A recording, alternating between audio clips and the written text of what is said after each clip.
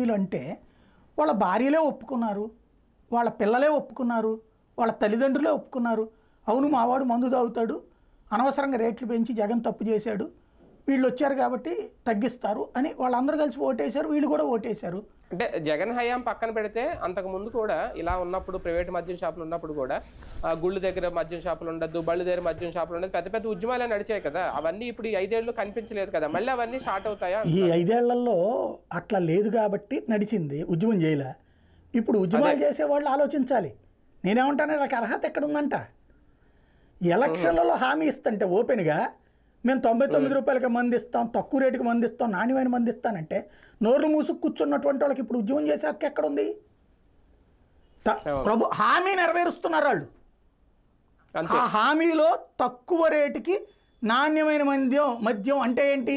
ఎక్కువ కిక్కు తక్కువ రేటు. అది వాళ్ళు ఇచ్చిన హామీ నెరవేరుస్తుంటే నువ్వెట్ట తప్పు పడతావు ఆ రోజున మూసుకు కూర్చుని? కాబట్టి వాళ్ళకి ఎలాంటి హక్కు లేదు ఆ మాట అనడానికి. ఖచ్చితంగా కాకపోతే ఆ గుడికి బడికి ఆ రూల్ ఉంటుంది, ఎట్టాగు అది అమలు చేస్తారు. దానికి కూడా ఎట్ట ఉంటుంది అంటే 10 బిల్డింగులు పక్క దాకా పర్లేదు, ఆగాలి, 11 బిల్డింగ్లో ఉండొచ్చు. వాస్తవంగా సహజ సిద్ధంగా ఆలోచిస్తే గుడి ఉన్న రోడ్డులో, బడి ఉన్న రోడ్డులో మద్యం షాపు లేకుండా చూడటం అనేది సంస్కారయుతమైన విధానం.